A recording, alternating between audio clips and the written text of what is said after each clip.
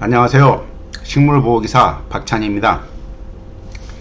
여러분은 왜 농사를 지으십니까? 농사를 취미나 재미로 하시는 분들도 계시겠지만 모르긴 몰라도 대부분의 분들이 농업을 직업으로 삼으셔서 농사를 지으실 거라고 생각해 봅니다. 바로 농업을 사업으로 하시는 사업가이시죠.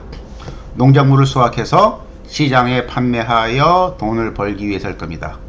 돈을 많이 벌기 위해서는 1등 농사를 지어야겠죠.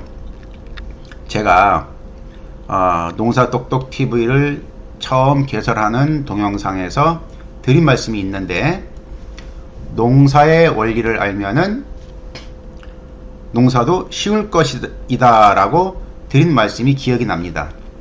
그래서 이번 시간에는 농사로 돈을 버는 확실한 방법에 대해서 생각해보는 시간을 갖도록 하겠습니다. 확실하다라고 하니까 뭐 거창한 방법이 있는 것 같은데 그렇지가 않아요. 제가 그동안 오랫동안 농민분들과 함께 지내면서 내린 결론은 특별한 방법이 있는 게 아니고, 첫째가 뭐냐면은 농사의 원리를 알고, 둘째가 내가 아닌, 사람이 아닌 나의 작물을 기준으로 삼아서, 셋째가 농업 요소들을 조화 있게 균형 있게 다룬다면은, 여러분이 다루신다면 돈 버는 성공 농사를 만나시게 될 겁니다. 아주 쉬우면서도 실행해보면 결코 쉽지만은 않은 방법입니다. 말은 쉽지만. 그러면 지금서부터 조화와 균형의 농업을 만나러 한번 가봅시다. 조화와 균형의 농업, 참 제목이 아주 좋네요. 목차를 보니까 제일 처음에는 균형이 무엇인가에 대해서 서로 생각을 해볼 거고, 두 번째가 그러면 조화는 또 뭔가, 요거에 대한 생각을 해볼 거고, 셋째는 왜 조화와 균형을 기본으로 농사를 지어야 하는가에 대해서 또 생각해 보도록 하겠습니다. 마지막으로 맺은 말로 마무리를 지으면서 동영상을 끝내도록 하겠습니다. 첫째, 균형이란 무엇인가, 무엇을 의미하는가. 여기 보니까 제가 제일 첫 번째로 식물의 양분과 농업 요소의 최소율의 법칙, 그래갖고 도베네크의 최소 양분통의 그림을 딱 여기다 모셔놨습니다. 아마 이 그림을 여러분들이 어디에서든 교육을 받으시든 책을 보시든 그러면은 모르긴 몰라도 서론 부분에, 앞부분에 있는 그러한 그림일 것입니다. 뒤에 갔다가 다시 그림으로 와서 좀 더 설명을 드리겠습니다. 첫째가 리비히의 최소 양분율의 법칙이 있습니다. 성장에 필요한 영양소 중에서 실질적인 성장을 좌우하는 것은 넘치는 요소가 아니라 가장 부족한 요소로, 어느 한 가지가 부족하면은 다른 것이 아무리 많고 충족되더라도 식물은 제대로 자랄 수 없다. 즉, 이 말은 식물 영양관리, 비료관리의 균형의 중요성을 의미하는 말입니다. 자, 두 번째로 바로 넘어갈게요. 울리의 최소율의 법칙. 농화학자인 울리 선생님께서는 리비히 선생님의 양분 측면뿐만이 아니라 개념을 확대해서 온도관리, 습도관리, 일조, 재배기술 등 재배 환경까지로 확대한 개념으로 어느 한 요인이 부족하면은 그 요인이 원인이 되어 수량과 품질에 영향을 받는다는 이론입니다. 즉, 울리의 최소율의 법칙은 재반 환경과 농업 요소들의 균형을 의미합니다. 성공 농사를 하기 위해서는, 고품질의 농산물을 생산하기 위해서는 온도관리의 균형, 수분관리의 균형, 양분관리의 균형, 일조와 환기관리 등 모든 농업 환경의 균형을 이루어 주어야 가능합니다. 자, 저는 이 최소율의 법칙을 보면서 어느 순간 제 머릿속에 스쳐가는 우리나라의 속담이 하나 있습니다. 그게 뭐냐면 밑 빠진 독에 물 붓기. 이 속담과 최소율의 법칙이 어쩜 그리 잘 맞는지 모르겠습니다. 그러면 아까 도베니크의 이 그림을 보면서 한 번 더 좀 더 깊이 생각해 보는 시간을 갖도록 해볼게요. 여기에 보면은 요 부분은 미량 요소로 철, 붕소, 망간, 아연, 구리, 물리에 부된 없는 부분을 이렇게 체크해 놨고, 염소도 있고 마그네슘도 있고 황도 있고 나트륨도 있네요. 그리고 철, 인산, 가리 이렇게 다 있는데, 그 다음 또 여기는 물리의 최소율의 법칙에 의해서 광선도 있고 산소 공급도 있고 수분 관리, 온도 관리, 화분, 기타 등등, 그 다음에 이산화탄소 이런 것도 있는데, 현재 이 그림, 현재 요 사진의 그림에서는 제한 요인이 뭐냐면은, 어머나, 질소가 제한 요인이네요. 질소 있는 요 부분이 빵꾸가 이렇게 났어요. 여기가 밑빠진 부분이 되겠죠. 여기가 빵꾸 나다 보니까 최고 수확량이 더 이상 이 이상 넘을 수가 없어요. 아무리 많아도 여기로 계속 흘러내려오니까. 그래서 우리가 생각할 게 뭐냐면, 많은 게 중요한 게 아니라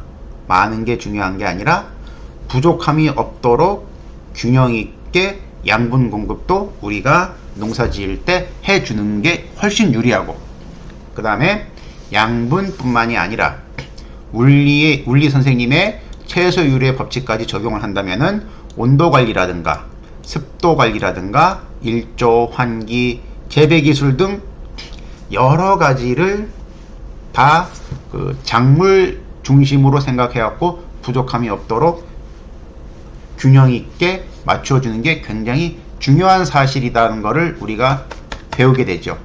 또 그거를 아는 순간 그걸 맞춰주면은 여러분의 농사 기술이 굉장히 좋아지는 것입니다. 예. 지금까지는 이제 최소율의 법칙에 대한 설명을 드렸습니다. 이번 시간에는 토양의 균형적인 측면에 대해서 말씀을 드릴게요. 토양은 여러분들도 잘 아시다시피 물리적인 측면도 있고 화학적인 측면도 있고 생물학적인 측면도 있죠. 이 세 가지 측면에서의 균형이 다 골고루 이루어져야죠. 물리적 측면은 여러분들도 잘 아시다시피 토성, 토양의 성질, 점질토냐, 마사토냐, 사질토냐 이런 걸 말씀드리는 거죠. 그 다음에 경도, 딱딱하고 부드러운 정도, 보수력, 수분을 보유하는 힘, 보비력, 양분을 보유하는 힘, 통기성, 공기가 얼마만큼 잘 통하느냐, 배수력, 물 빠짐이 얼마나 좋느냐, 여기까지가 다 토양의 물리적인 측면에서의 성질인 것입니다.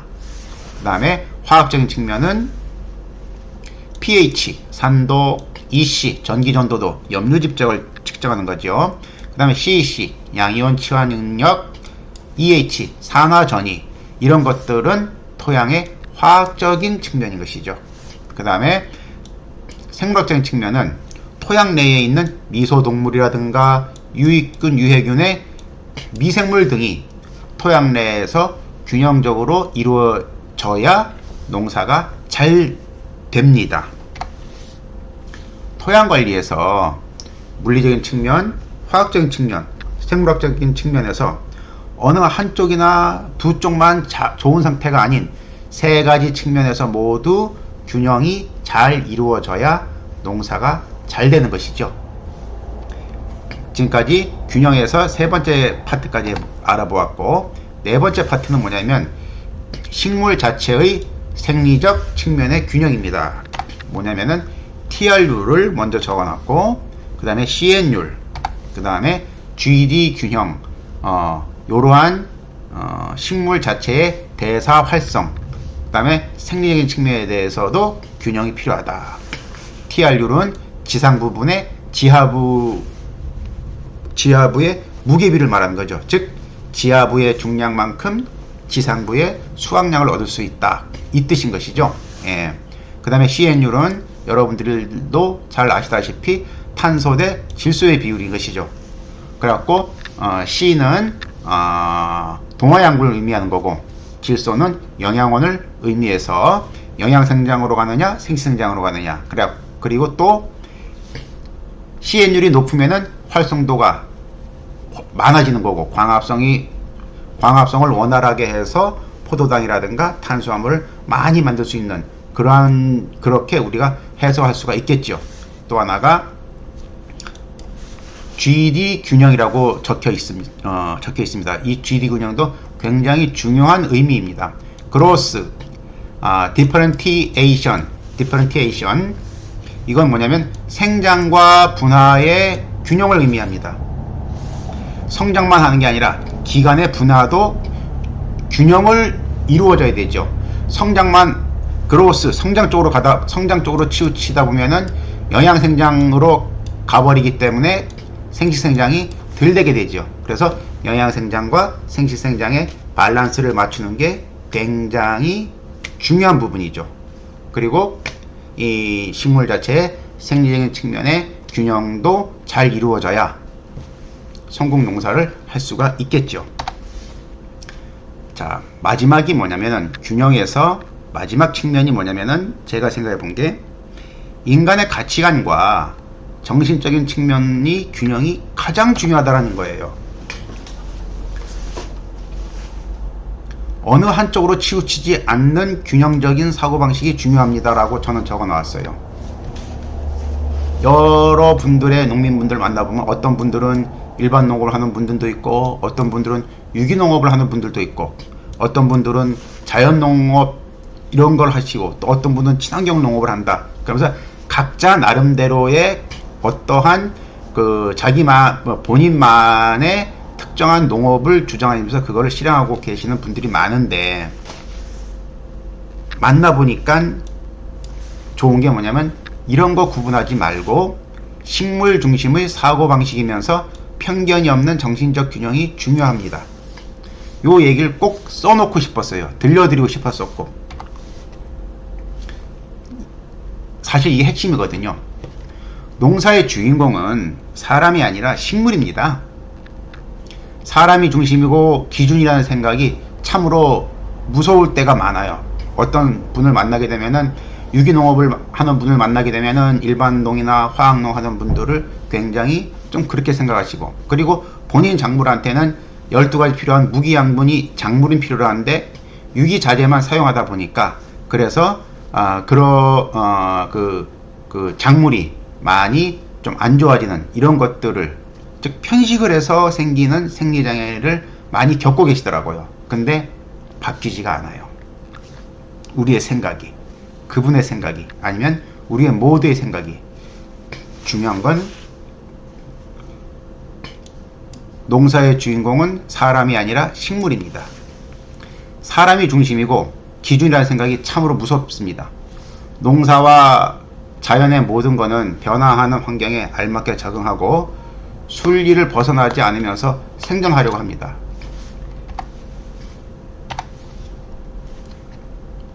편협된 인식으로 식물에게 편식하게 하면서 오만과 독선으로 잘못된 판단하는 경우가 참 많습니다.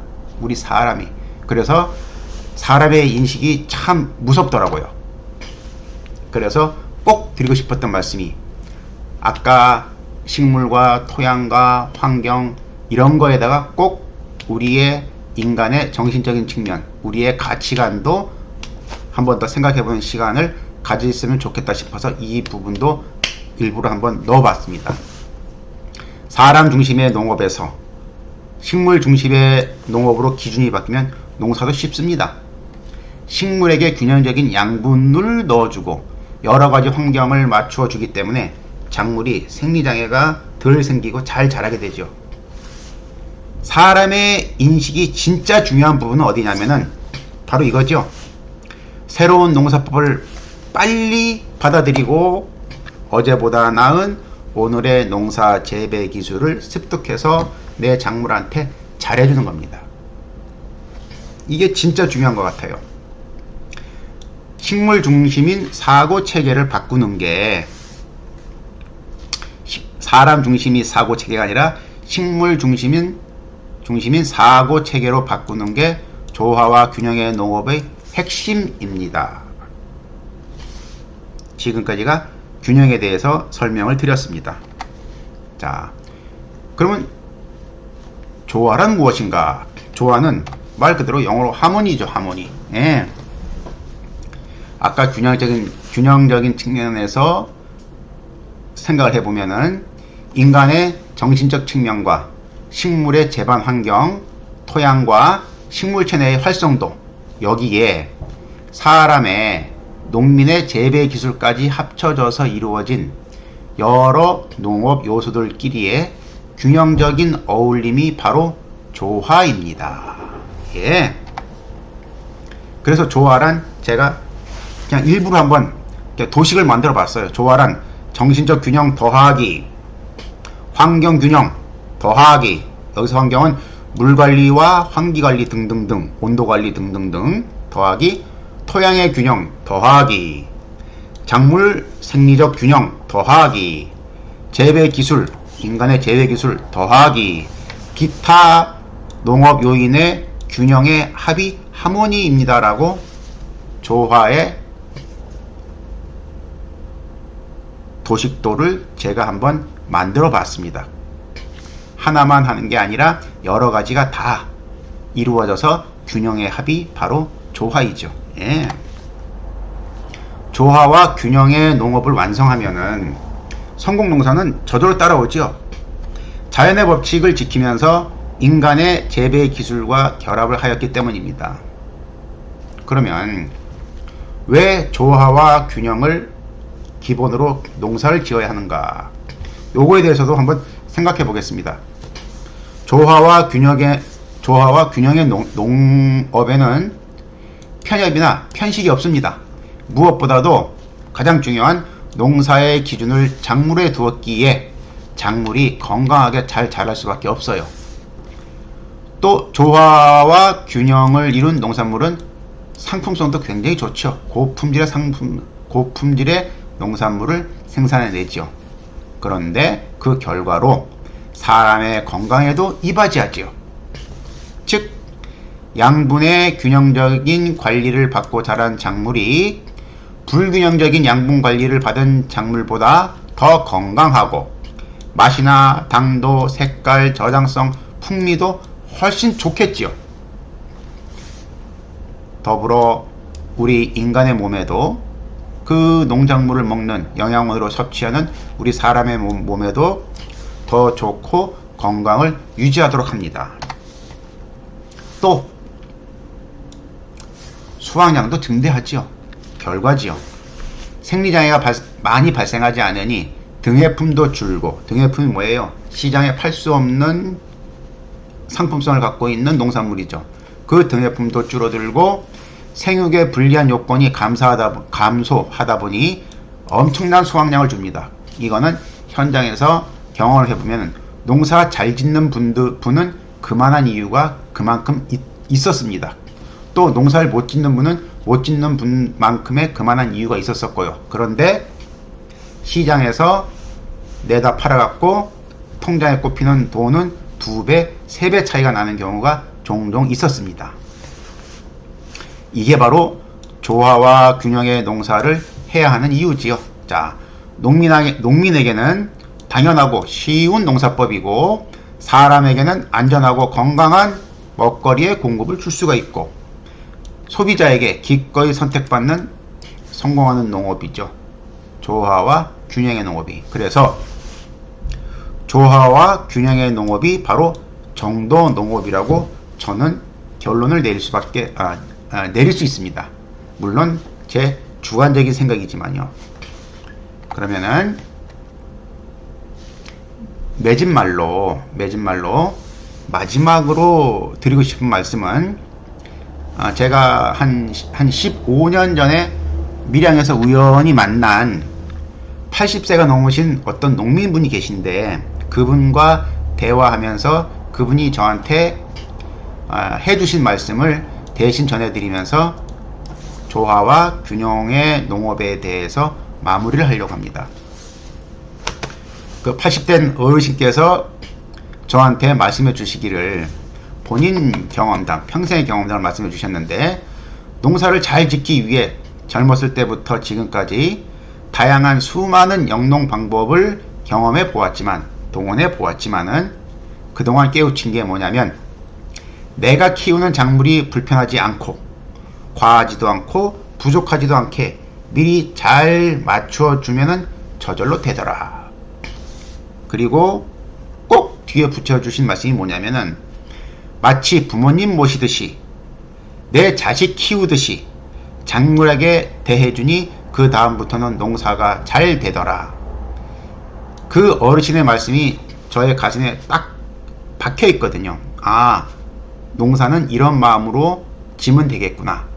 그리고 이 어르신의 말씀이 함축된 의미가, 아, 농사는 조화와 균형을 이루어서 작물이 편안하게 자랄 수 있도록 우리가 해주면 되겠구나. 이게 마무리 말입니다. 여러분도 성공 농사를 하시길 바라면서 조화와 균형의 농업을 생각하시면서 한번 실천해 보시길 바랍니다. 어려운 농사의 원리를 쉽게 풀어드리기 위해서 항상 최선을 다하는 농사똑똑TV가 되겠습니다. 고맙습니다.